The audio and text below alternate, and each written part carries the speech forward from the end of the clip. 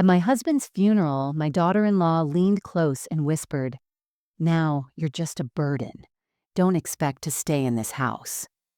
I stayed silent. But when the priest asked for final words, I opened my purse and read a letter my husband wrote the night before he died that began with words that would change everything. Before we start, let us know in the comments where you're watching from. Don't forget to like, share, and subscribe for more powerful stories. My name is Margaret Elizabeth Chen, and I am 72 years old. For the past 50 years, I lived a life that many would call ordinary, but to me, it was everything. I was a devoted wife to Robert, my college sweetheart who proposed to me under a cherry blossom tree in spring of 1975. I was a loving mother to our son Daniel, who came into our lives 2 years after we married and filled our small apartment with laughter and chaos. And for the past 15 years, I had been a grandmother to Emma and Lucas, two beautiful children who called me Nana and made my heart overflow with joy every single time they ran into my arms. I spent my entire adult life putting everyone else first. When Daniel was born, I made the hardest decision of my life. I gave up my career as a third-grade teacher, a job I absolutely loved because Robert's engineering position required long hours and frequent travel. Someone needed to be home for our son, and I never hesitated. I became a full-time mother, pouring all my energy, creativity, and dreams into raising Daniel to be a good man. I volunteered at his school, coached his soccer team even though I knew nothing about soccer, and stayed up late helping him with science projects that somehow always ended up covered in glitter and glue. When Daniel went to college, Robert and I celebrated. We had done it. We had raised a smart, kind, ambitious young man, but college was expensive, and Robert's salary could only stretch so far. So I went back to work as a substitute teacher, taking every assignment I could get. I worked in different schools almost every day, dealing with classrooms full of strangers, just so we could afford Daniel's tuition without him drowning in student loans. I wanted him to start his adult life free and unburdened. I wanted him to have opportunities I never had. Then Daniel met Jennifer. She was beautiful, confident, and had a business degree from a prestigious university. When Daniel brought her home for the first time, I welcomed her with open arms. I taught her how to make Robert's favorite pot roast with rosemary and garlic. I shared family recipes that had been passed down from my mother. When they got married, I helped plan the wedding, stuffing envelopes and arranging flowers to save them money. When Jennifer got pregnant with Emma, I was there in the delivery room holding her hand, telling her she was doing amazing. I became the grandmother who babysat every weekend so Daniel and Jennifer could have date nights and keep their marriage strong. Robert and I even helped them financially when times were tough. We gave them $15,000 for a down payment on their first car. We paid for Emma's preschool for an entire year when Jennifer's company downsized. We never asked to be paid back. We never kept score. That's what family does. That's what love looks like. When Robert got diagnosed with stage 4 pancreatic cancer 8 months ago, my world shattered. But I didn't fall apart. I became his caregiver, his nurse, his companion through the darkest valley. I held his hand through chemotherapy sessions that left him weak and nauseous. I stayed awake on nights when the pain was unbearable, reading to him from his favorite books, playing Frank Sinatra songs he loved, and whispering that everything would be okay even when I knew it wouldn't be. I never asked for anything in return from anyone. I just wanted my family to be happy. I just wanted to love and be loved. But on the day we buried my husband standing beside his grave in the cold October rain, I learned the cruelest lesson of my life. Kindness doesn't always protect you from cruelty, and sometimes the people you sacrifice everything for become the ones who hurt you the most. Before Robert's death, before the diagnosis that would steal him from me, our life was beautifully ordinary. We had built a routine over 50 years of marriage that felt as comfortable as an old quilt, worn soft with time and love. Our mornings always started the same way. I would wake up at 6:30, just as the first golden rays of sunlight began filtering through our bedroom curtains. Robert would still be sleeping, his reading glasses crooked on the nightstand, a book lying open on his chest from the night before. I would kiss his forehead gently and slip downstairs to start our day. The kitchen was my favorite room in the house. It had pale yellow walls that Robert painted for me 20 years ago, white cabinets we had refinished together, and a window over the sink that looked out onto our backyard where a massive oak tree stood like a guardian. I would put on the coffee, the rich aroma filling every corner of the house, and start making Robert's favorite breakfast: old-fashioned oatmeal with cinnamon, brown sugar, sliced bananas, and a handful of walnuts. He had eaten the same breakfast for 40 years, and I never got tired of making it for him. By 7 o'clock, Robert would shuffle downstairs in his plaid bathrobe and wool slippers, his silver hair sticking up in funny directions. He would wrap his arms around me from behind while I stirred the oatmeal and kiss my cheek. "Good morning, beautiful," he would say, the same words he had greeted me with for 5 decades. We would sit together at our small kitchen table by the window, watching the sunrise paint the sky in shades of pink and orange. Robert would tell me stories I had heard 100 times before, about his childhood in Michigan, about the first car he ever bought, about the day he knew he wanted to marry me. I never interrupted. I loved hearing his voice, the way it wrapped around me like a warm blanket. Our house was a testament to the life we had built together. Every room held memories. The living room had photographs covering almost every surface. Daniel as a baby, our wedding day, family vacations to the Grand Canyon and Yellowstone, Emma and Lucas blowing out birthday candles. The couch was old and slightly worn, but it was where Robert and I had spent countless evenings watching old movies, his arm around my shoulders, my head resting on his chest. The dining room table was solid oak, purchased at an estate sale 30 years ago, and it had hosted thousands of family meals. Sundays were sacred in our home. Every Sunday afternoon, Daniel and Jennifer would bring Emma and Lucas over for dinner. I would spend the entire morning cooking: pot roast with carrots and potatoes, homemade rolls, green bean casserole, and always a pie. Usually apple or cherry, depending on the season. The house would fill with the sounds of children laughing, doors slamming, toys scattered across the floor. Emma, who was 12, would help me set the table, arranging napkins with careful precision. Lucas, who was 9, would follow Robert around like a shadow, asking him endless questions about tools and building things. We would all gather around that oak dining room table, passing dishes and sharing stories about our week. Jennifer would talk about her job in marketing. Daniel would complain about traffic or difficult clients. The kids would interrupt with stories about school and friends. And Robert would sit at the head of the table, smiling at all of us, squeezing my hand under the table where no one could see. Sometimes he would lean close and whisper, "We built something beautiful, didn't we, Maggie?"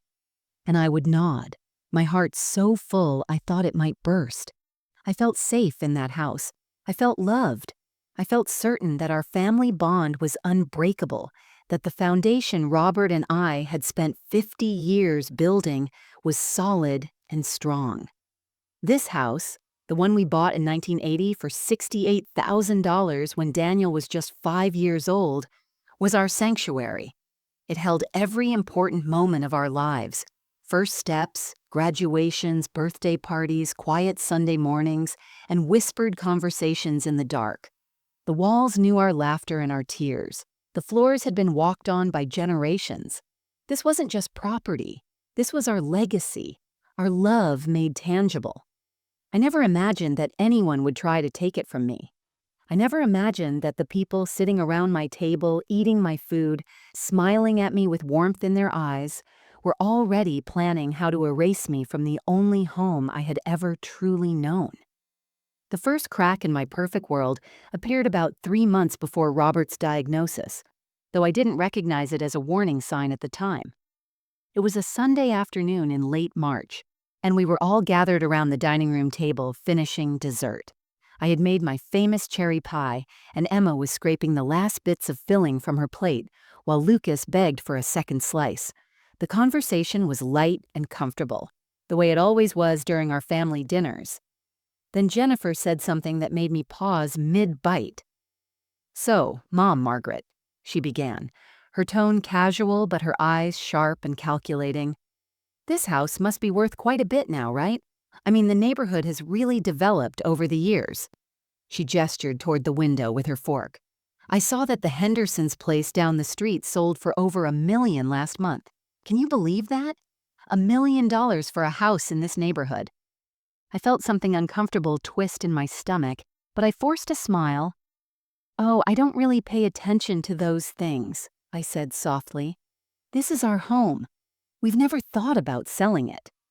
Robert nodded in agreement, reaching for his coffee. But Jennifer wasn't finished. She leaned forward, her perfectly manicured nails drumming lightly on the table. "I'm just saying, the real estate market is incredible right now. You two are sitting on a gold mine. Properties in this area are increasing in value every single year." Daniel jumped in then, and something about his timing felt rehearsed. "Mom's right, actually. I looked it up last week out of curiosity. Houses on this street are averaging around 1.2 million. It's crazy." He laughed, but it sounded forced. "You guys bought this place for what? Like 60,000 back in the day?" Robert chuckled and said, 68,000, and we thought we were being reckless." Everyone laughed, and the conversation moved on to other topics. But I couldn't shake the feeling that something had shifted. Why were they suddenly so interested in the value of our home? Over the next few weeks, I noticed other small things that felt wrong. Jennifer started taking unusual interest in our house during her visits. She would wander from room to room as if seeing it for the first time, running her hands along the walls, opening closets, peering into the basement. "Just admiring your decorating," she would say when I caught her staring at our bedroom. "You've kept this place in such good condition." One afternoon in April, I came home from the grocery store and found Jennifer in our living room with her phone held up, clearly taking measurements of the space. When I asked what she was doing, she jumped slightly and laughed. "Oh, just thinking about furniture arrangements. I love interior design, you know. I was imagining what this room could look like with a more modern layout." But the room already had furniture. Our furniture. Why would she be planning new arrangements for our living room? Daniel sat on the couch during this entire exchange, scrolling through his phone, seemingly oblivious to his wife's strange behavior. Or maybe he was pretending to be oblivious. That thought made my chest tighten with anxiety. The incident that truly unsettled me happened on a quiet Tuesday afternoon in early May. Robert was napping upstairs, exhausted from a doctor's appointment that morning, where they had run tests for his persistent stomach pain. I was in the kitchen preparing dinner when I heard a noise coming from Robert's study. I walked down the hallway and found Jennifer standing at Robert's oak filing cabinet, the top drawer pulled open, papers in her hands. She was so focused on reading something that she didn't hear me approach. "Jennifer?" I said, my voice sharper than I intended. She spun around, her eyes wide, the papers fluttering from her hands. "Oh my God, Mom Margaret, you scared me." She pressed a hand to her chest and laughed nervously. "I was just looking for a pen. Daniel said your study always has the good ones." She gestured vaguely at the desk, but that made no sense. The pen holder was clearly visible on top of the desk, full of pens. Why would she be looking in the filing cabinet? I glanced at the drawer she had opened. It was the top one, the one where Robert kept our important documents, our will, property deed, insurance policies, financial statements. My heart started pounding. "There are pens right there on the desk," I said quietly, pointing. Jennifer's face flushed slightly. "Oh, silly me, I didn't even see them." She grabbed a pen quickly and hurried past me. "Thanks, Mom Margaret, I should check on the kids." After she left, I went to the filing cabinet and looked inside. Everything seemed to be in order, but I couldn't shake the cold knot forming in my stomach. Why had she really been in here? What had she been reading? I wanted to ask Robert, but when I went upstairs, he was still sleeping, his face pale and drawn. He looked so tired, so fragile. I didn't want to burden him with my paranoid thoughts. That night, lying in bed next to my husband, I stared at the ceiling and tried to convince myself I was imagining things. Jennifer was family. She loved us. There had to be a reasonable explanation. But deep down, a small voice whispered that something was very, very wrong. I spent the next several weeks trying to convince myself that I was being paranoid. Every time a suspicious thought crept into my mind, I pushed it away with fierce determination. Jennifer was my daughter-in-law. She'd been part of our family for 15 years. She called me Mom. She brought me flowers on Mother's Day and always remembered my birthday. Surely I was reading too much into innocent behavior. The stress of watching Robert's health decline was making me see problems where none existed. When I lay awake at night, listening to Robert's labored breathing beside me, I would replay those moments in my head and rewrite them into something harmless. Maybe Jennifer was genuinely interested in real estate because of her business background. She had always been analytical and career-focused. Perhaps she was just making conversation about property values the way people talk about the weather. And the measuring she was doing in our living room? She probably was thinking about furniture arrangements for her own house and using ours as inspiration. That made sense, didn't it? The filing cabinet incident bothered me the most, but I found ways to explain it away. Jennifer had seemed genuinely startled when I caught her. Maybe she really had been looking for a pen and simply opened the wrong drawer by mistake. Our study could be confusing to someone who didn't use it regularly. I had opened the wrong cabinet myself plenty of times when I was distracted or tired. Yes, that had to be it. A simple, innocent mistake. I tried to talk to Robert about my concerns one evening in late May. We were sitting on our back porch watching the sunset, something we did almost every evening when the weather was nice. Robert was wrapped in a blanket despite the warmth, his weight loss becoming more noticeable with each passing day. The doctor's tests had come back, and we were waiting for the results of additional scans. I could see the worry etched into the lines of his face. "Robert," I began carefully, not wanting to add to his burden, "have you noticed anything strange about Jennifer lately?" He turned to look at me, his blue eyes tired but still full of love. Strange how? I hesitated, suddenly feeling foolish. How could I explain that our daughter-in-law had been asking about property values and measuring rooms without sounding like a paranoid old woman?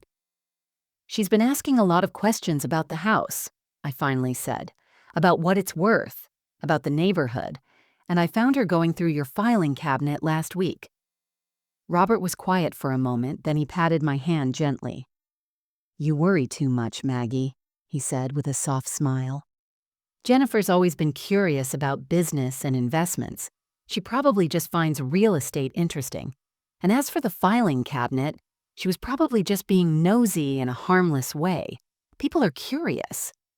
He coughed then, a deep rattling sound that made my heart clench with fear. When he caught his breath, he continued, "Daniel chose a smart woman. Maybe too smart for her own good sometimes, but that's not a bad thing. She's just trying to understand our lives better.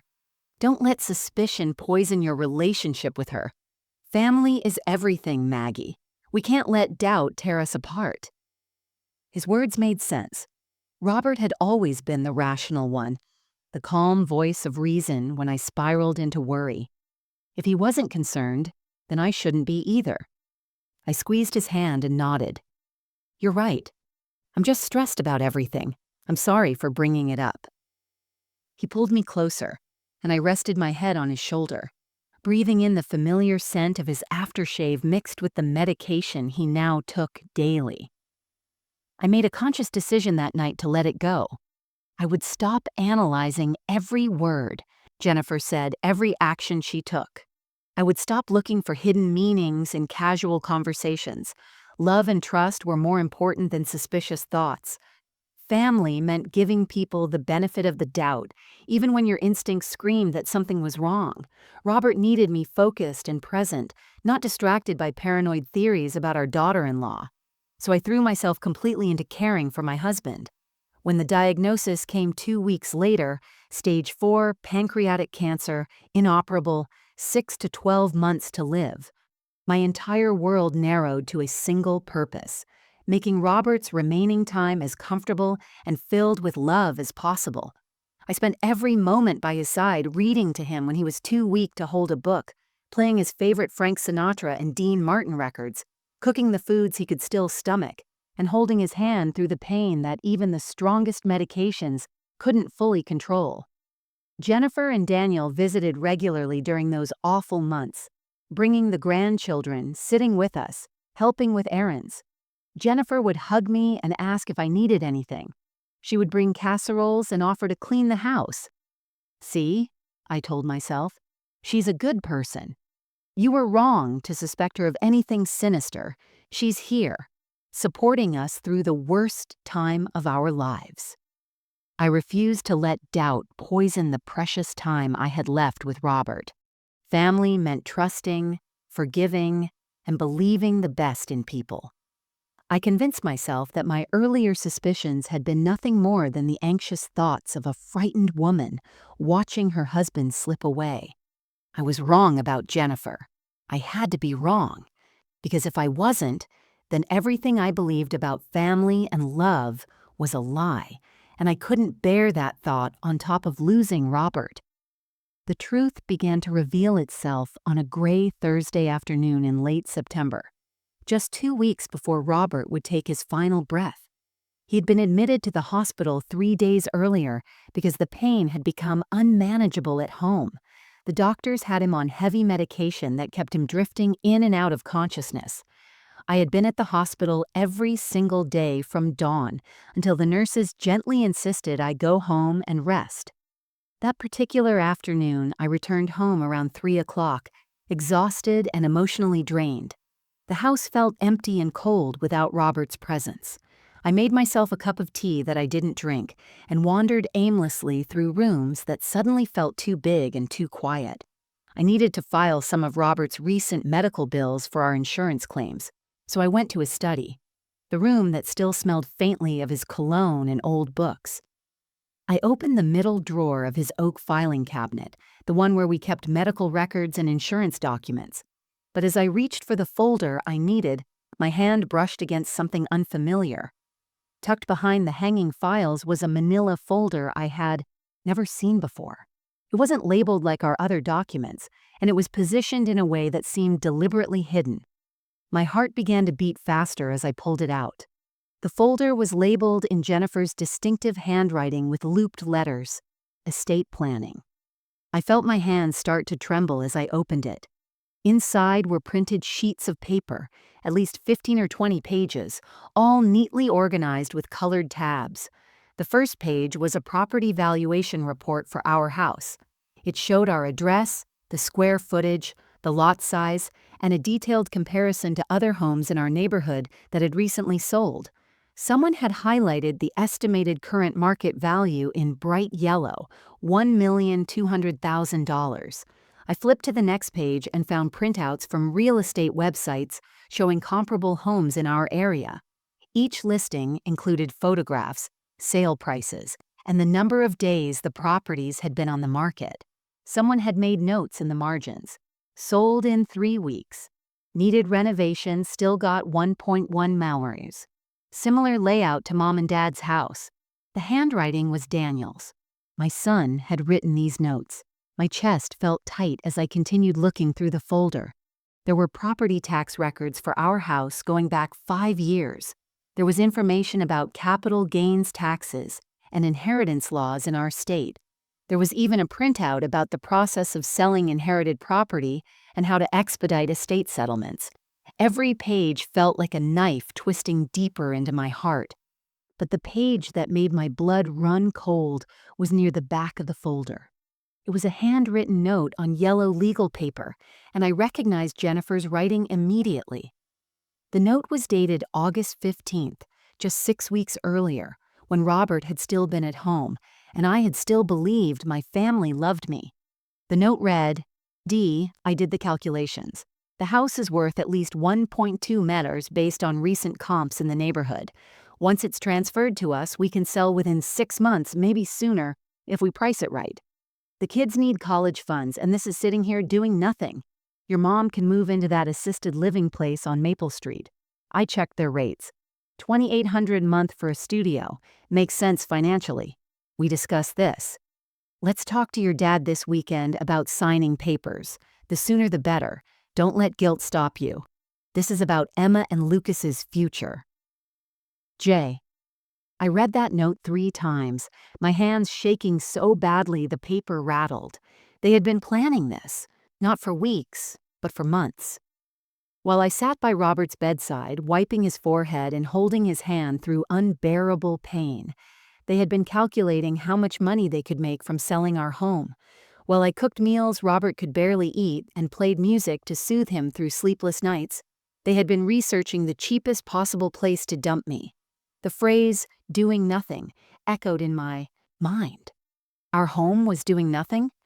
The house where I had raised their father, where I had welcomed Jennifer into our family, where Emma and Lucas had celebrated every birthday and holiday, was just an asset doing nothing. And that casual line about not letting guilt stop him, they knew what they were planning was wrong. They knew it would hurt me. They simply didn't care. I sank into Robert's leather desk chair, clutching that folder to my chest, and felt something break inside me. This wasn't innocent curiosity. This wasn't casual conversation about real estate markets. This was a calculated plan to take everything from me. They had been discussing my future, my home, my life, without ever speaking a single word to me about it. They had reduced 50 years of my marriage, my memories, my entire existence, to a dollar amount and a logistics problem. The betrayal cut deeper than anything I had ever experienced. I had changed Daniel's diapers, stayed up with him through chicken pox and nightmares, sacrificed my career so he could have a mother at home.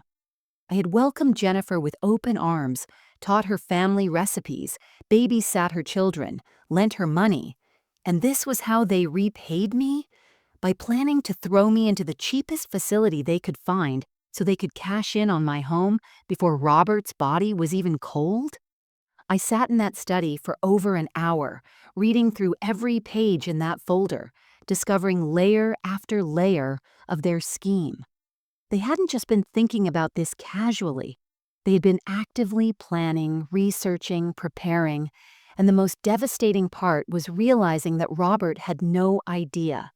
He was dying in a hospital bed, believing his son loved and respected his mother, never knowing that Daniel and Jennifer were circling like vultures, waiting for him to die so they could take everything. Robert died on October 10th at 6:47 in the morning. I was holding his hand when he took his last breath, whispering that I loved him and that everything would be okay. The nurses were kind and gave me time alone with him before they had to follow their protocols. I sat beside his bed for nearly an hour, stroking his silver hair, memorizing every line of his face, trying to absorb the reality that the man I had loved for 50 years was gone. The world felt like it had stopped spinning. The funeral was held 4 days later on a cold, overcast Monday that matched the emptiness in my chest. The service was at St. Catherine's Church, where Robert and I had been married half a century ago. The pews were filled with family, friends, neighbors, and former colleagues who had known Robert as a kind and brilliant man. I sat in the front row wearing my black dress, the one I had bought specifically for this day I had been dreading. Carol, my sister, sat on one side of me holding my hand. Daniel sat on the other side, his face pale and drawn, playing the role of the grieving son. Jennifer sat next to Daniel, dressed in an elegant black suit, dabbing at her eyes with a lace handkerchief. She looked the picture of a devoted daughter-in-law, mourning the loss of her beloved father-in-law. I watched her from the corner of my eye during the service and felt nothing but cold rage simmering beneath my grief. How dare she cry those fake tears? How dare she pretend to mourn a man whose death she had been eagerly anticipating so she could profit from it? After the service, we drove in a slow procession to Greenwood Cemetery. The sky had turned darker, threatening rain, and a cold wind whipped through the gathered mourners as we stood around Robert's grave. The priest spoke about eternal rest, about resurrection and hope, about Robert's life well lived. I barely heard the words. I was numb, hollow, barely holding myself together as they lowered my husband's casket into the ground. That's when it happened. The moment that shattered whatever fragile composure I had left. As the priest continued speaking, Jennifer leaned close to me. She was standing right beside me, so close that our shoulders touched.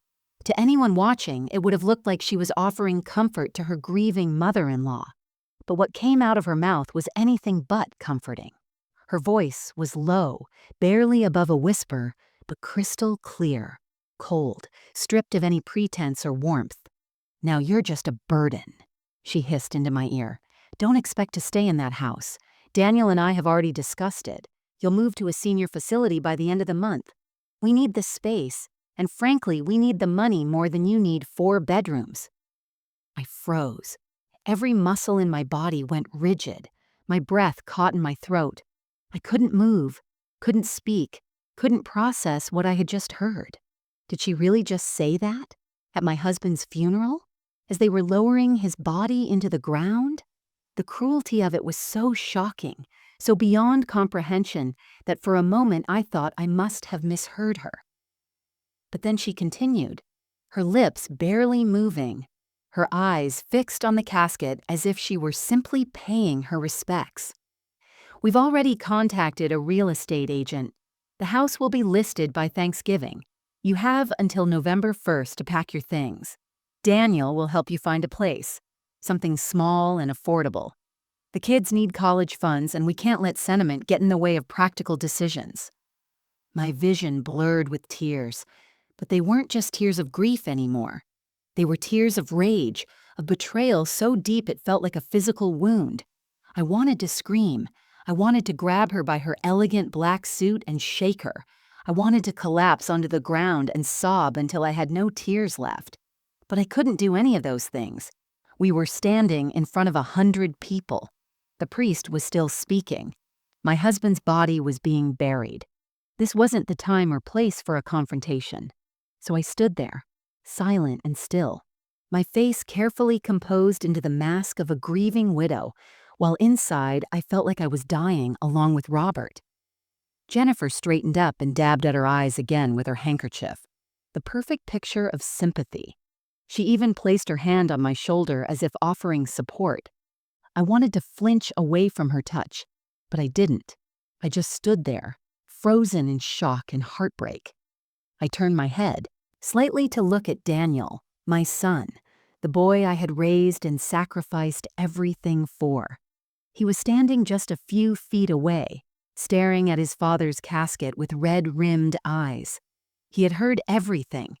I knew he had heard because Jennifer had spoken loudly enough for him to catch every word, and he said nothing. He didn't look at me. He didn't defend me. He didn't tell his wife that what she had just done was unspeakably cruel. He just stood there, complicit in his silence, letting his wife tell his mother that she was being thrown out of her home at her husband's funeral. That silence hurt worse than Jennifer's words, because it confirmed what I had discovered in that manila folder. This wasn't just Jennifer's plan. This was their plan. Daniel had agreed to this. My own son, the child I had carried for 9 months, had raised with every ounce of love I possessed, had agreed to dispose of me like I was an unwanted piece of furniture. The priest finished his final prayer and invited anyone who wished to share final words to step forward. Several people did. Robert's brother Tom, his former colleague James, our neighbor Mrs. Henderson. They spoke about Robert's kindness, his intelligence, his sense of humor, his dedication to family. Each word felt like another layer of pain because they were talking about a man who had loved his family more than anything, who had no idea his son was betraying his mother. As the final speaker finished and people began to slowly disperse toward their cars, I remained standing at the graveside. Carol tried to lead me away, but I shook my head. I wasn't ready to leave Robert yet. And more than that, I had one more thing to do, something Robert had given me the strength to do, even from beyond the grave. I reached into my black purse with trembling hands and pulled out a sealed envelope. Jennifer and Daniel were already walking toward their car, probably relieved that their cruel message had been delivered and I had stayed silent. But they didn't get far, because when the priest asked if anyone else wished to say final words before we departed, I raised my hand and said in a clear, steady voice that surprised even myself, "Yes, I have something to share, something my husband wrote the night before he died." That night after the funeral, I couldn't sleep. The house felt suffocatingly empty without Robert. Every corner held his memory, every room echoed with his absence. I lay in our bed, staring at the ceiling, replaying Jennifer's whispered words over and over in my mind. The cruelty of her timing, the coldness in her voice, the calculated nature of her threat. It all pointed to something deeper than a spontaneous decision. This had been planned, carefully, methodically. At 2 in the morning, I gave up on sleep and went downstairs to Robert's study. I turned on the small desk lamp and sat in his leather chair, surrounded by his books, his papers, his entire life organized in filing cabinets and folders. If Jennifer and Daniel had been planning this for months, there had to be more evidence. I needed to know exactly what I was dealing with. I needed to understand the full scope of their betrayal. I started going through Robert's files more systematically this time, looking for anything that seemed out of place or unusual. In the bottom drawer of his desk, beneath a stack of old engineering journals, I found a manila envelope marked Legal Documents August. Inside were papers that made my hands shake with rage. There were multiple documents showing that Daniel and Jennifer had tried to pressure Robert into signing over the house deed months ago, while he was still alive, while he was weak and vulnerable.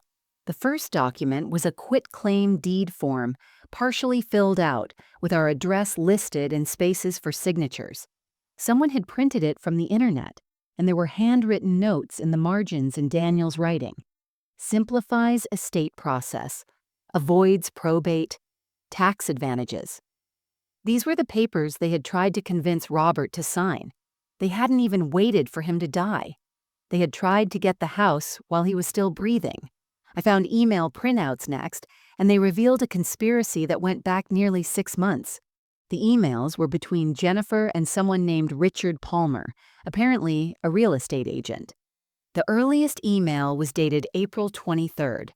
Jennifer had written, "Richard, we're starting to plan for a property sale that will likely happen within the next year. The owners are elderly, and one is in declining health. We want to be prepared to move quickly once the property becomes available. Can you give us a market analysis?" Richard Palmer had responded with enthusiasm, attaching a detailed market analysis that valued our house at $1.3 million. He wrote, "Great opportunity. Properties in this neighborhood are highly sought after. If you can list within days of ownership transfer, you'll maximize value before any market shifts. I'd recommend minimal staging, fresh paint, and listing $20,000 above comparable sales. Buyers will negotiate down, but you'll still clear well over $1 million after fees." The email chain continued through the summer. Jennifer discussed accelerating the timeline and preparing the owners for transition. In one email from July, she wrote something that made me feel physically ill. "The father-in-law's health is deteriorating faster than expected. We need to have all paperwork ready. I've researched senior living facilities in the area. There's one on Maple Street that's adequate and affordable at $2,800 monthly. The mother-in-law will resist, but we need to be firm. This is a financial decision, not an emotional one." A financial decision, not an emotional one. That's all I was to them. A problem to be solved, an obstacle to their wealth. 50 years of being a mother reduced to a line item in their budget. I found more documents as I dug deeper. There were printouts from senior living facility websites with notes comparing costs and amenities. Jennifer had created a spreadsheet titled Mom M Transition Plan that outlined exactly how they would move me out of my house. Step 1. Inform MM of decision within 1 week of funeral. Step 2. Pack essential items only, donate or sell everything else. Step 3. Move to facility by November 1st. Step 4. Deep clean house, minor repairs, stage for photos. Step 5. List property by November 15th, close before Christmas. They had it all planned out, every step, every timeline. They had even calculated how much money they would save by forcing me into the cheapest facility instead of a nicer one. According to Jennifer's notes, a better assisted living community would cost $4,800 a month, but the cheap one on Maple Street was only $2,800. Savings of $2,000 monthly, sononinum $24,000 yearly, she had written, better invested in kids' college funds. But the most devastating discovery was a guilt trip letter I found buried in a folder marked personal. It was a letter from Daniel to Robert written on notebook paper, dated September 2nd, just weeks before Robert died. My hands trembled as I read my son's handwriting. Dad, I know this is hard to talk about, but we need to be practical. Mom will be fine in a smaller place. She doesn't need 4 bedrooms and a big yard to take care of at her age. You need to think about Emma and Lucas's future. Their college is coming up fast, and we're looking at over $200,000 in tuition for both of them. Jennifer and I have been trying to save, but it's not enough. The house is just sitting there, gaining value, while your grandchildren's future hangs in the balance. I know you love Mom, but don't be selfish with property you won't even need soon. Sign the papers. Make this easier for everyone. If you really love us, you'll do what's best for the whole family, not just Mom's sentimental attachment to a building. I read that letter 3 times, tears streaming down my face. My son had called his father selfish for wanting to protect his wife. He had tried to manipulate a dying man by using his grandchildren as emotional leverage. He had reduced our 50-year marriage, our home, our entire life together, to sentimental attachment to a building. As dawn broke through the study window, I sat surrounded by evidence of a conspiracy that had been unfolding for months. This wasn't a spontaneous decision made after Robert's death. This was a calculated long-term plan. They had been circling us like predators, waiting for Robert to weaken enough that they could strike. They had researched facilities, contacted real estate agents, created spreadsheets and timelines. They had tried to manipulate a dying man into signing away his wife's security. And when Robert had refused, when he had been strong enough to say no and protect me, they had simply waited. They had smiled at his funeral, played the role of grieving family members, and then whispered their threats the moment his body was in the ground. The scope of their betrayal was breathtaking. This wasn't just about money or property. This was about them viewing me as disposable, as an inconvenience, as something less than human that could be managed and relocated like a piece of furniture they no longer wanted. I collapsed right there on the floor of Robert's study, my back against his desk, surrounded by the evidence of my son's betrayal. The morning sun was streaming through the window, painting golden rectangles on the hardwood floor, but I felt nothing but cold darkness inside. I clutched Robert's reading glasses in one hand and that horrible letter from Daniel in the other, and I sobbed until my entire body ached, until I couldn't catch my breath, until I thought I might actually die from the pain of it all. How had I gotten here? How had my life, which had been so full of love and purpose just months ago, turned into this nightmare? I looked around the study through blurred vision, seeing Robert's books lining the shelves, his favorite coffee mug still sitting on the desk with a faint ring stain on the bottom, his reading chair by the window where he had spent countless hours. He should be here. He should be sitting in that chair, telling me everything would be okay, holding me while I cried, protecting me the way he always had. But he was gone, and I was utterly alone. My eyes fell on the photographs that covered Robert's desk. There was one of Daniel as a little boy, maybe 5 years old, sitting on my lap in our old apartment. He was missing his 2 front teeth, grinning at the camera with pure joy, his small arms wrapped around my neck. I remembered that day so clearly. We'd been at the park and he had fallen off the monkey bars. I had held him while he cried, kissed his scraped knee, and bought him ice cream to make him feel better. "You're the best mommy in the whole world," he had said, chocolate ice cream smeared across his face. What happened to that little boy? When did he turn into someone who could write a letter calling his dying father selfish? When did he become someone who could stand silent at a funeral while his wife told his mother she was being thrown out of her home? I picked up another photograph, this one from Jennifer's baby shower 15 years ago. She and I were standing side by side, our arms around each other, both laughing at something someone had said. I remembered shopping for weeks to find the perfect gifts for her. I remembered staying up late the night before the shower, baking 3 different types of cookies because I wanted everything to be perfect for her special day. I remembered how she had hugged me afterward and said, "Thank you for making me feel so loved and welcomed into this family. You're like the mother I never had." Had that all been a lie? Had she been pretending even then? Or had she genuinely cared about me once, and something had changed? When had I stopped being a person to her and become just an obstacle to money? The memories crashed over me in waves, each one more painful than the last. I remembered teaching Daniel to ride a bike, running alongside him on this very street, cheering when he finally found his balance. I remembered his high school graduation, standing in the crowd with tears of pride streaming down my face. I remembered his wedding day, dancing with him, telling him how proud his father and I were of the man he had become. I remembered all the times I had sacrificed for him, working extra shifts as a substitute teacher so we could go on the school trip to Washington, D.C., giving up my dream of going back to college so we could afford his tuition, spending my 50th birthday babysitting Emma and Lucas so he and Jennifer could take an anniversary trip to Hawaii. Every single sacrifice had been made with love, with joy, with the absolute certainty that I was investing in my son's happiness and future. And this was what I got in return: a spreadsheet titled Mom M Transition Plan, a calculated scheme to sell my home before Christmas, a whispered threat at my husband's funeral. I pulled my knees to my chest and rocked back and forth on that study floor, keening with a grief that went beyond Robert's death.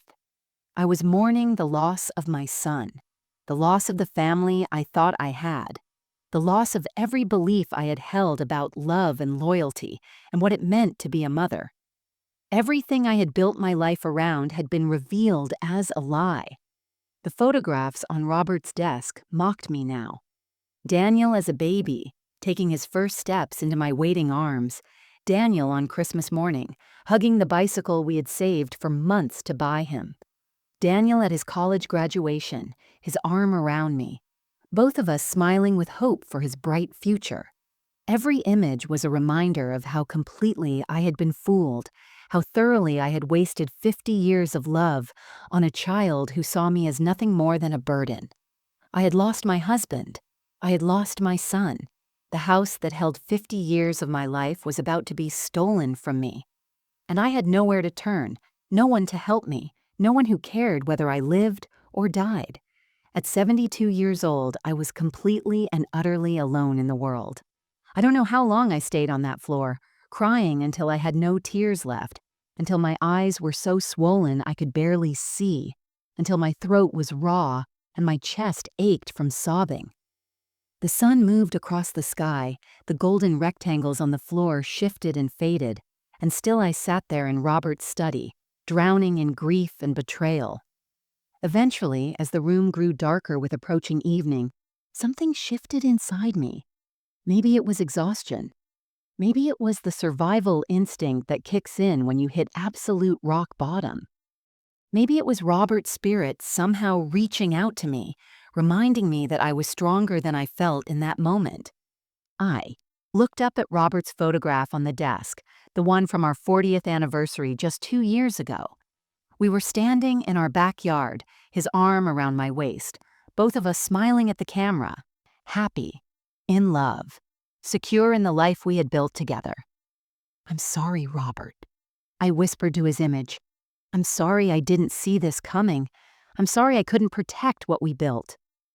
But even as I apologized, I felt something else rising inside me, something harder and colder than grief, something that tasted like anger and felt like steel. Robert had fought cancer with every ounce of strength he possessed. He had endured chemotherapy that made him violently ill, pain that would have broken a weaker man, and the knowledge that he was dying, all with dignity and courage. The least I could do was fight for the life we had created together. I wasn't going to let them win. I wasn't going to disappear quietly into some cheap facility while they sold our memories and counted their money. I wasn't going to let Daniel and Jennifer erase me from my own story. I pulled myself up off the floor, my legs shaky but determined. I wiped my swollen eyes and looked around the study with new purpose. Robert had left me this evidence for a reason. These papers, these emails, these documents weren't just proof of betrayal. They were weapons, and I was going to use them. I woke up the next morning with swollen eyes and a strange sense of clarity I hadn't felt in months. The emotional storm of the previous night had left me empty, but oddly focused. I made coffee in the kitchen where I'd made breakfast for my family for 50 years, and as I watched the sunrise through the window over the sink, I made a decision that changed everything. I wasn't going to be a victim anymore. I wasn't going to let Daniel and Jennifer write the ending to my story. As I stood there with my coffee cup warming my hands, I thought about what Robert would tell me if he were here. I could almost hear his voice, that steady, calm tone he always used when I was upset or afraid. "Maggie," he would say, "you're stronger than you think. You've always been the strongest person I know. Don't let anyone push you around. Stand up for yourself. Fight for what's right." Robert had fought cancer with such dignity and courage, never complaining even when the pain was unbearable, never giving up even when we both knew he was losing. He had fought to protect me, even from his hospital bed, even in his weakest moments. The least I could do was honor his memory by fighting to protect what we had built together. I owed him that. I owed myself that. I looked around the kitchen, taking in every detail. The pale yellow walls Robert had painted for me, the white cabinets we had refinished together one summer weekend, laughing and getting more paint on ourselves than on the wood, the window that looked out onto our backyard where we had hosted countless barbecues and birthday parties, the table where 3 generations of our family had shared meals and made memories. This wasn't just a house worth $1.2 million. This was my life. This was my history. This was 50 years of love made tangible, and I'd be damned if I was going to let anyone take it from me without a fight. But I knew I had to be smart about this. Daniel and Jennifer had been planning their scheme for months. They had done research, consulted professionals, created detailed strategies. If I was going to beat them, I couldn't just react emotionally. I needed to be strategic, patient, and absolutely certain of my legal standing. I needed help from people who knew the law and could protect my rights. I picked up the phone and called David Morrison, Robert's lawyer and friend for over 30 years. David had handled our will, our estate planning, and various legal matters throughout the decades. If anyone would know how to protect me, it would be him. "David," I said when he answered, my voice steadier than I expected, "I need to see you as soon as possible. It's urgent. It's about Robert's estate and some things I've discovered." David heard something in my tone that made him take me seriously immediately. "Margaret, I can see you this afternoon, 2 o'clock at my office. Will that work?" I agreed and hung up, feeling the first glimmer of hope I'd experienced since Robert's death. Next, I called my old friend Patricia Chen. No relation despite the shared last name. Patricia had been my college roommate 50 years ago, and we'd stayed in touch throughout our lives, even though our paths had taken different directions. While I had become a teacher and then a full-time mother, Patricia had gone to law school and built a successful career in real estate law. We had lunch together once a month, sharing stories about our lives, our families, our joys and struggles. Patricia knew about Robert's illness and death. She had sent a beautiful flower arrangement to the funeral, but she didn't know about Daniel and Jennifer's betrayal yet. "Patricia," I said when she answered, "I need legal advice. Not as a casual friend, but as a client. Something has happened and I need to understand my rights. Patricia's voice immediately shifted from friendly to professional. Of course, Margaret. Tell me everything. I spent the next 20 minutes explaining the situation, reading portions of the documents I'd found, describing Jennifer's whispered threat at the funeral. Patricia listened without interrupting, and I could hear her taking notes. When I finished, there was a long silence on the other end of the line. Margaret, she finally said, her voice tight with controlled anger. What they're trying to do is not only morally reprehensible, it's potentially illegal. They can't force you out of a house you own, and if Robert's will is structured the way I think it is, they have no legal claim to that property while you're alive. Those words were like oxygen to someone who'd been drowning. What do I need to do? I asked. Patricia's response was immediate and firm. First, don't sign anything they give you, no matter what they say or how much they pressure you. Second, get copies of all the documents you found and bring them to me. Third, we need to review Robert's will thoroughly. And fourth, you need to start documenting everything. Every conversation, every threat, every attempt to coerce you. We're going to build a case that protects you completely. After I hung up with Patricia, I sat at the kitchen table and felt something I hadn't felt in months. Power, control, hope. I wasn't a helpless old woman being pushed around by ungrateful family members. I was Margaret Elizabeth Chen, a woman who had raised a child, built a home, survived loss, and endured hardship. I had taught classrooms full of children, managed a household on a tight budget, cared for a dying husband with grace and strength. I had survived 72 years on this earth, and I wasn't about to let anyone tell me where I could or couldn't live. I stood up from the table, went to Robert's study, and began organizing all the evidence I had found. I made copies of everything: the manila folder with Jennifer's notes, the emails with the real estate agent, Daniel's guilt trip letter to his father, the spreadsheets and timelines. I put one set in a safe deposit box at the bank. I gave another set to Patricia, and I kept the originals locked in a place where Daniel and Jennifer would never find them. Then I did something else, something that felt both terrifying and empowering. I decided I wasn't going to confront them privately. I wasn't going to have a quiet conversation where they could gaslight me, manipulate me, or talk their way out of what they'd done. No. When the truth came out, it was going to be public. It was going to be in front of witnesses. It was going to be in a way that left no room for lies or excuses. I was going to make them face what they'd done in front of everyone who mattered. Over the next 3 days, I worked with the quiet determination of someone who had finally found their purpose. Every morning, I woke up early, made my coffee, and sat at the kitchen table planning my next move like a chess player thinking several steps ahead. I wasn't just fighting back anymore. I was orchestrating justice. And I was going to make sure Daniel and Jennifer faced the consequences of their cruelty in the most powerful way possible. My meeting with David Morrison that first afternoon had been eye-opening and, surprisingly, hopeful. I sat in his office surrounded by law books and framed degrees, and I laid out every piece of evidence I had gathered. David, a distinguished man in his mid-60s with silver hair and kind eyes that reminded me of Robert, listened carefully, his expression growing darker with each revelation. When I finished, he leaned back in his leather chair and shook his head slowly. "Margaret," he said, his voice heavy with emotion, "I'm so sorry you're going through this. But I have some news that I think will give you considerable relief." He pulled out a file from his desk drawer and opened it carefully. 3 days before Robert died, he called me to the hospital. He was weak, but he was lucid and absolutely determined. He told me he needed to change his will immediately. My heart began to race. "Change it how?" I asked, leaning forward. David pulled out a document and slid it across the desk to me.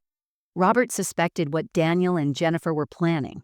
He didn't tell you because he didn't want to burden you while you were caring for him. But he had overheard conversations, seen documents, and put the pieces together. So he made sure to protect you completely." I read through the new will with trembling hands.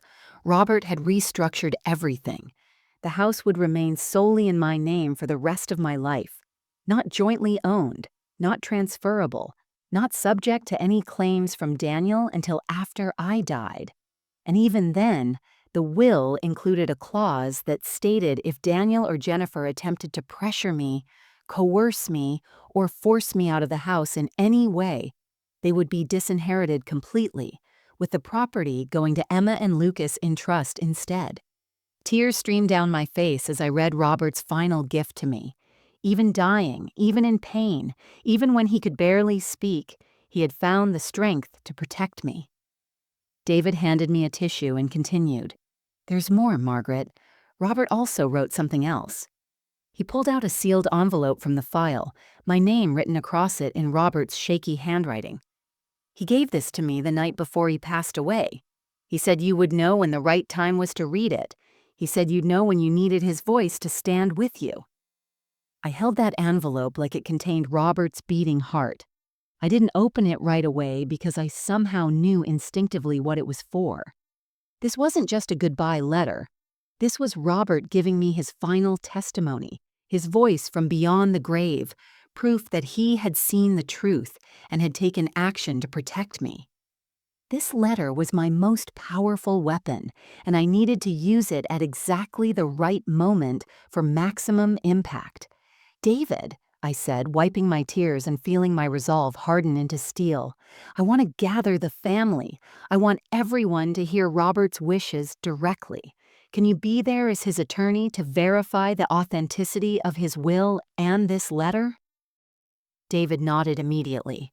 "Of course. When and where?"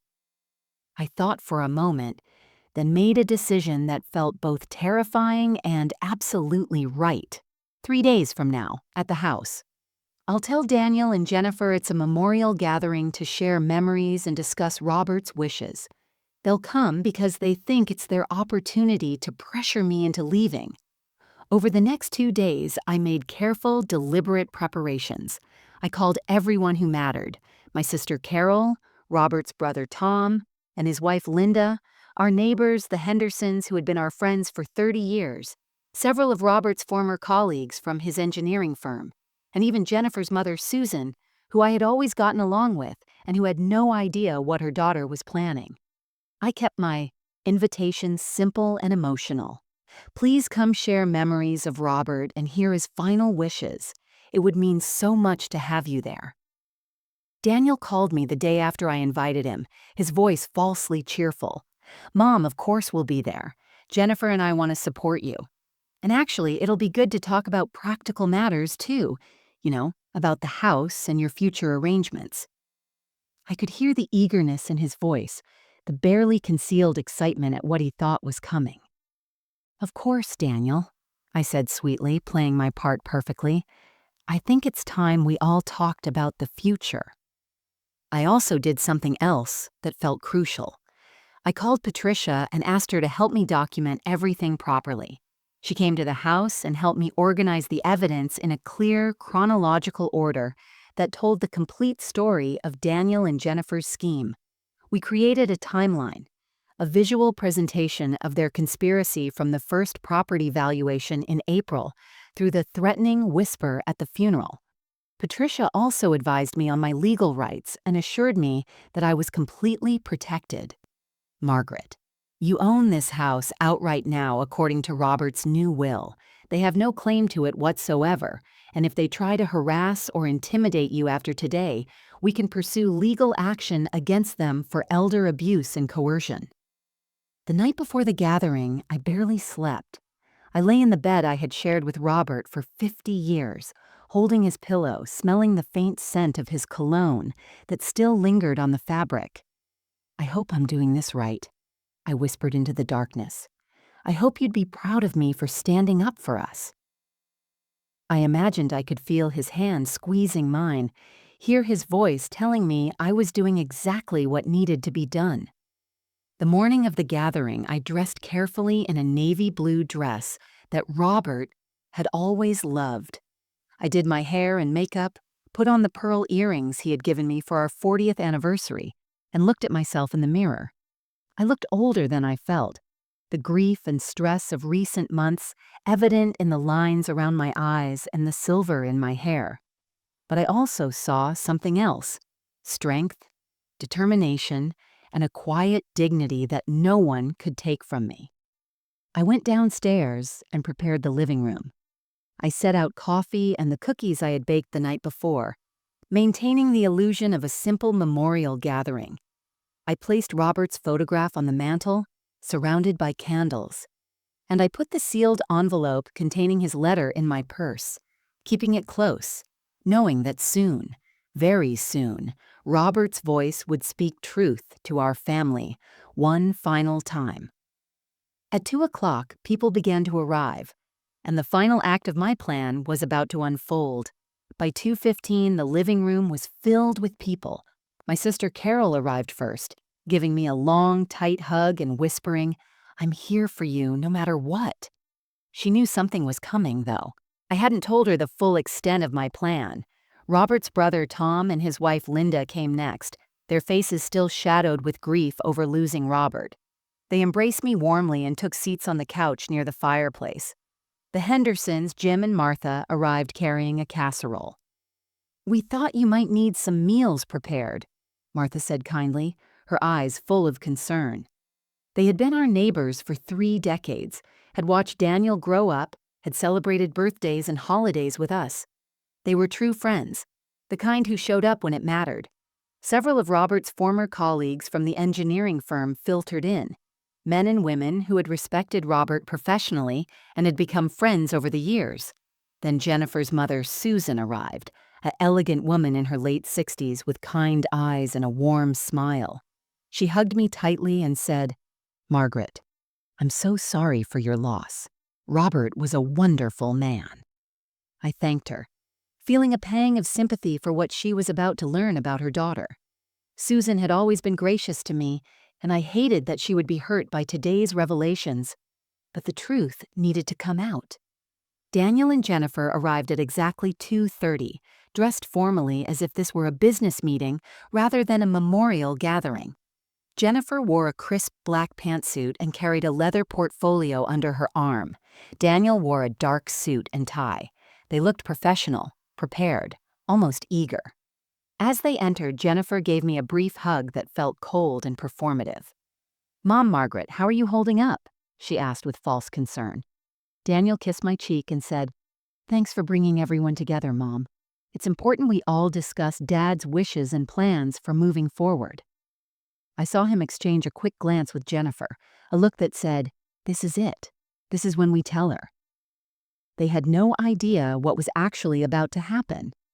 I smiled softly and gestured to the chairs I had strategically placed.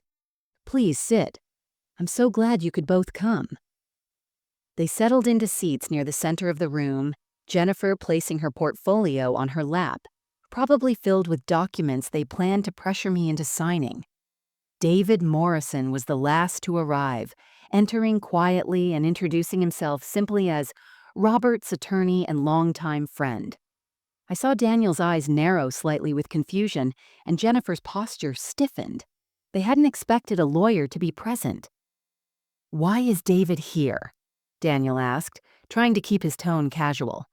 I poured coffee with steady hands and replied, "Your father wanted his attorney present for this gathering. It was one of his final requests." Once everyone was settled with coffee and cookies, an expectant silence filled the room. All eyes turned to me. I stood near the fireplace, Robert's photograph just behind me on the mantel, surrounded by flickering candles. My hands were shaking slightly, but my voice was steady when I spoke.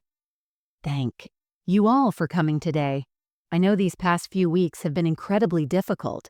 Losing Robert has been the hardest thing I've ever experienced." Several people nodded, and I saw genuine sympathy in their faces.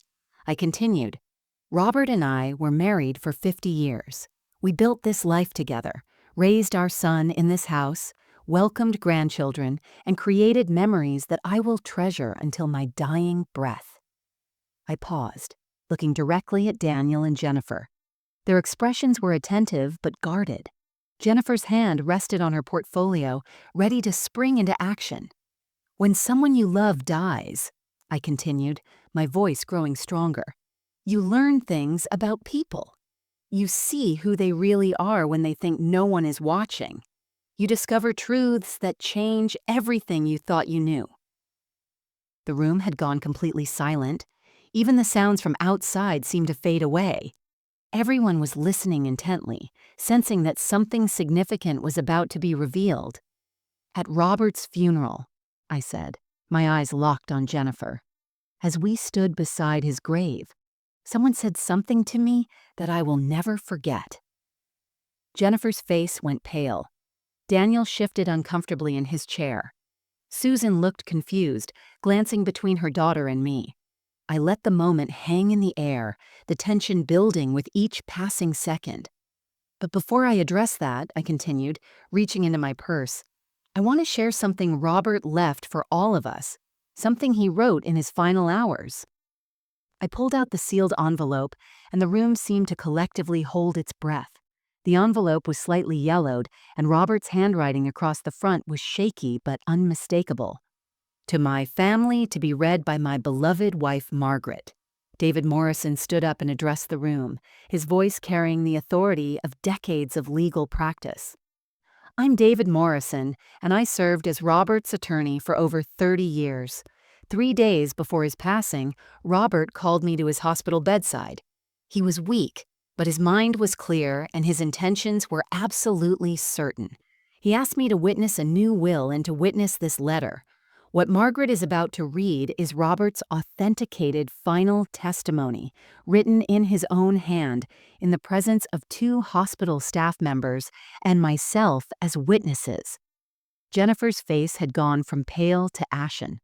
Daniel looked like he wanted to bolt from the room but was frozen in place. Tom leaned forward, confused and concerned. Carol reached over and squeezed my hand supportively. The Hendersons exchanged worried glances. Susan looked at her daughter with growing alarm, sensing something terrible was about to be revealed. My hands trembled as I carefully opened the envelope. The paper inside was covered in Robert's familiar handwriting, though weaker and more unsteady than usual. I took a deep breath, feeling his presence with me, giving me strength. My dearest Maggie, I began reading, my voice clear and strong, filling the room with Robert's words. If you're reading this, I'm gone, and I suspect our son and his wife have shown their true colors. The room erupted in tension. Everyone sat perfectly still, but the energy had shifted dramatically. This wasn't going to be a simple memorial gathering. This was going to be a reckoning, and there was no turning back now. I continued reading, my voice steady and clear, each word falling into the silent room like stones into still water. I'm so sorry I wasn't strong enough to confront them before I died, but I made sure to protect you in the only way I could. 3 days ago, Daniel and Jennifer came to my hospital room. They thought I was too medicated to understand, but I heard every word. I was lying there, barely able to move, and they stood at the foot of my bed, discussing my wife's future, as if she were a piece of property to be liquidated. I looked up briefly and saw Daniel's face had gone completely white. His hands gripped the arms of his chair so tightly his knuckles were bone white. Jennifer sat frozen, her mouth slightly open, her eyes wide with growing horror. I continued reading. They asked me to sign papers transferring the house to them immediately. Jennifer said it would simplify things after I died. Then she said something I will never forget. My voice cracked slightly, but I pushed through. She said, and I quote, "Your mother is old and won't need all that space. We can get her a nice studio apartment somewhere cheap. The kids need college funds more than she needs 4 bedrooms." Daniel agreed. My own son, my only child, the boy Margaret gave up her career to raise, agreed to throw his mother out of her home while I was dying in a hospital bed. The room erupted in shocked gasps and murmurs. Tom stood up, his face red with rage. "Daniel, what the hell is this?" Susan put her hand over her mouth, staring at her daughter in disbelief. The Hendersons looked at Daniel and Jennifer with expressions of pure disgust. Carol wrapped her arm around me protectively. "Dad, wait, that's not—" Daniel started to speak, his voice desperate, but I held up my hand and continued reading over his protests. "I told them no," Robert's letter continued. "I told them this house is your home, Maggie, until you decide otherwise. No one else gets to make that choice for you." But they persisted. Jennifer pulled out documents she had already prepared, papers to transfer the deed. She pushed them toward me, put a pen in my hand, and said, "Robert, be reasonable. Think about your grandchildren's future. Don't be selfish." She called me selfish for wanting to protect my wife of 50 years. My voice grew stronger with anger now. So I called David Morrison, and I changed everything. The house remains solely yours, Maggie. They get nothing until after you're gone, and even then, only if they treat you with the respect and dignity you deserve. I also included a clause. If they attempt to pressure you, coerce you, threaten you, or force you out of your home in any way, they will be completely disinherited.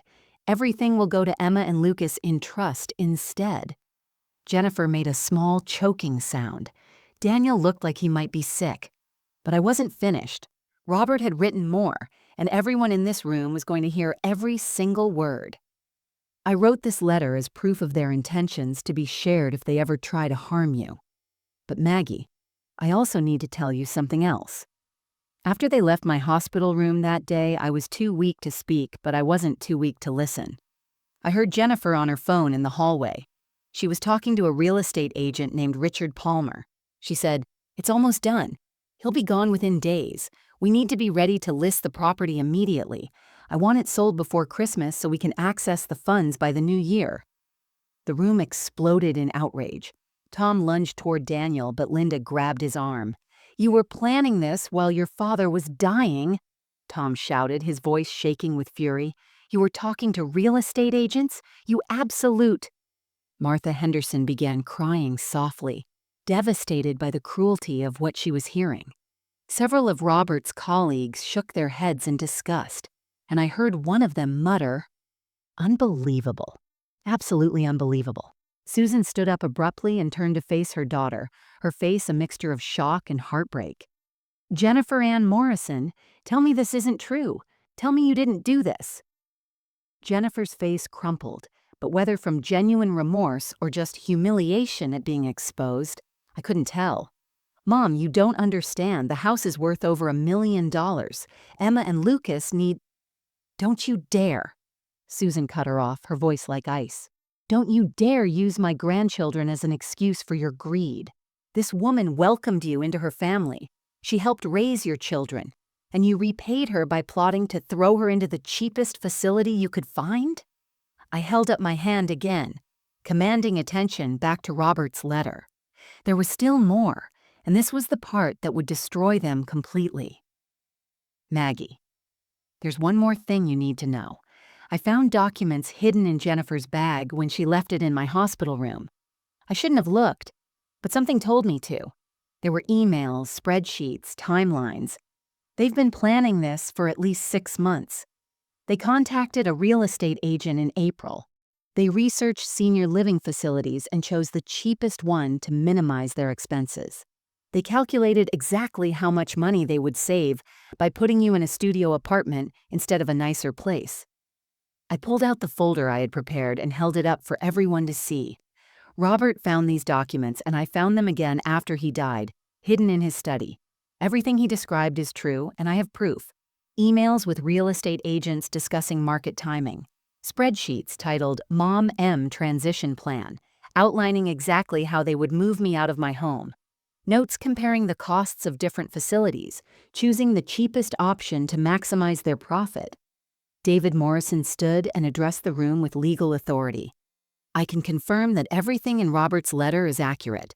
I was present when Daniel and Jennifer attempted to coerce Robert into signing transfer documents. I witnessed their behavior. I helped Robert draft his new will specifically to protect Margaret from exactly what they're attempting to do. And I can also confirm that the will is legally binding and ironclad. Margaret owns this house completely.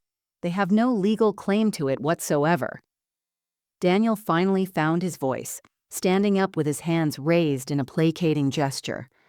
Everyone, please, just listen. This is all being blown out of proportion. We were just trying to plan for the future, to make sure Mom was taken care of. Liar! The word came from Carol, my sister, who rarely raised her voice. She stood up and pointed at Daniel with shaking fury. You were trying to steal her home. At your father's funeral, your wife whispered threats to Margaret while standing at Robert's grave. Don't you dare stand there and pretend this was about caring for her. The room turned to Jennifer, all eyes demanding an explanation. She looked trapped, cornered, her carefully constructed facade crumbling.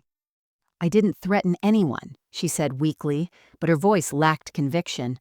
I just said we needed to discuss practical arrangements. You told me I was a burden, I said quietly, and the room went silent again. At my husband's funeral, as they lowered his body into the ground, you leaned close and whispered, now you're just a burden. Don't expect to stay in this house. Those were your exact words, Jennifer, and my son stood right there and said nothing. The aftermath of that gathering was swift and absolute. Daniel and Jennifer left the house within 10 minutes of my revelation, unable to face the room full of people who now saw them for exactly what they were. Jennifer was crying, but they were tears of humiliation and rage, not remorse. Daniel couldn't even look at me as he rushed toward the door. This isn't over, he muttered under his breath, but David Morrison's voice stopped him cold. Actually, Daniel, it is over. Completely over. If you or your wife contact Margaret with any threats, pressure, or attempts at coercion, you will be reported for elder abuse and will lose any future inheritance entirely. Your father's will is crystal clear. I suggest you leave now and consider very carefully how you want to proceed. Daniel's face flushed red, but he said nothing more. He and Jennifer walked out of my house, and I have not spoken to them since. The rest of that afternoon became something beautiful and unexpected. After Daniel and Jennifer left, the people who remained gathered around me with genuine love and support. Tom hugged me tightly and said through tears, Margaret, I'm so sorry. Robert was my brother, and I should have protected you better. But I promise you, you're not alone. Linda and I are here for you, always. Carol held my hand and whispered, You were so brave today. Robert would be so proud of you. Susan, Jennifer's mother, was devastated, but also apologetic. She pulled me aside privately and said with tears streaming down her face, Margaret, I had no idea. I am horrified and ashamed of what my daughter tried to do to you. Please know that I will always consider you family regardless of what Jennifer has done. You welcomed her with kindness, and she repaid you with cruelty. I'm so deeply sorry. We embraced, two mothers mourning the children we thought we had raised. Within 2 weeks, Daniel and Jennifer moved out of state. They couldn't face the family after everyone learned the truth. The shame was too great, the judgment too severe. Tom told me that Daniel had called him once, trying to defend his actions, but Tom had hung up on him. You're dead to me until you apologize to your mother and mean it, Tom had told him. Jennifer's own mother stopped speaking to her for several months, unable to reconcile the daughter she thought she knew with the woman who had tried to steal from a grieving widow. The house remained mine, every single room filled with 50 years of memories. I started making it my own again, reclaiming the space that Daniel and Jennifer had tried to take from me. I planted a garden in the backyard, something Robert and I had always talked about but never had time to do. I filled it with tomatoes, herbs, roses, and sunflowers. Every morning I would take my coffee outside and sit among the flowers, feeling Robert's presence in the sunshine and the breeze. Carol moved in with me for several months, and her company was a lifeline during those early days of grief and adjustment. We turned one of the spare bedrooms into a craft room where we spent afternoons quilting, knitting, and laughing together. She helped me sort through Robert's belongings when I was ready. keeping the items that mattered and donating the rest to charity. We cried together, remembered together, and slowly I began to heal. I also started volunteering at the senior center downtown, helping other elderly people navigate legal issues and family conflicts. I shared my story carefully, without names, but with enough detail that others facing similar situations knew they weren't alone and that they had rights worth fighting for. I met dozens of seniors who had been pressured by family members, threatened, or made to feel like burdens. I helped them find lawyers, understand their legal protections, and stand up for themselves. Robert's letter had saved me, and now I was using that experience to save others. Robert's letter stayed framed on my nightstand, and I read it often, especially on hard days when I missed him so much I could barely breathe. His words reminded me that I was loved, that I was protected, that I was worth fighting for. Some mornings I would wake up and talk to his photograph. "I'm still here, Robert. I'm still living in our house. I'm still fighting. You gave me the strength to do this, and I won't waste it."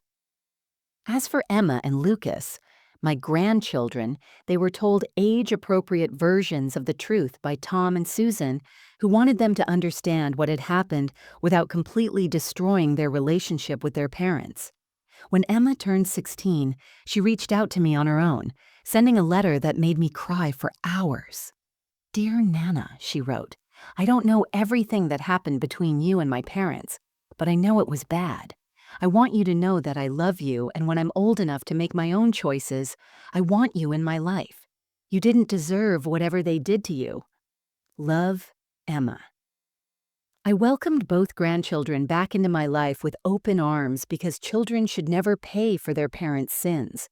They visited me during holidays and summer breaks, and I got to be their grandmother again, baking cookies, sharing stories, and loving them unconditionally. They never asked for details about the conflict, and I never volunteered them. What mattered was that we had each other, and that love had survived betrayal.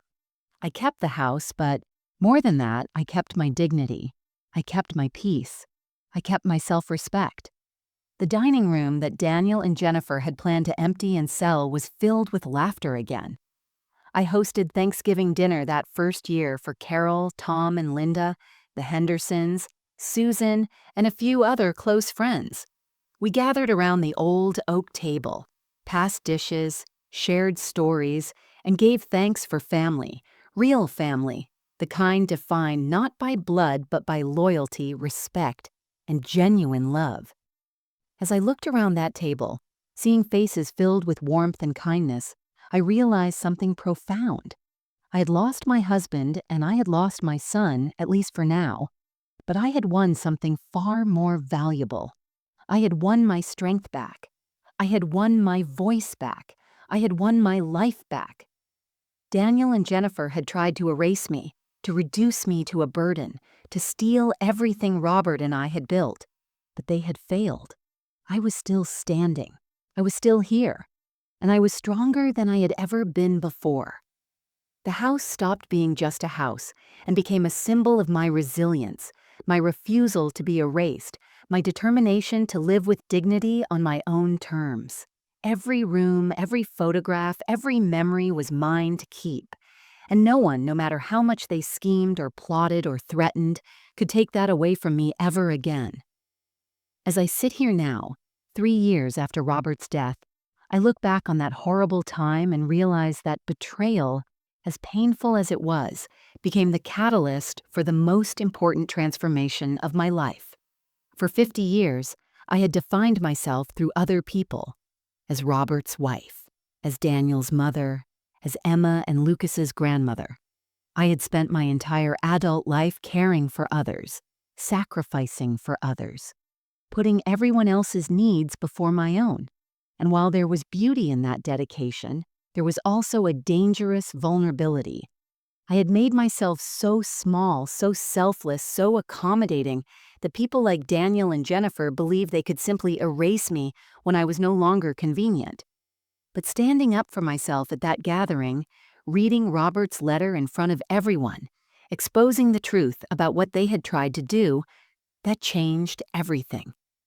For the first time in my life, I put myself first. I fought for my own dignity, my own home, my own right to exist on my own terms.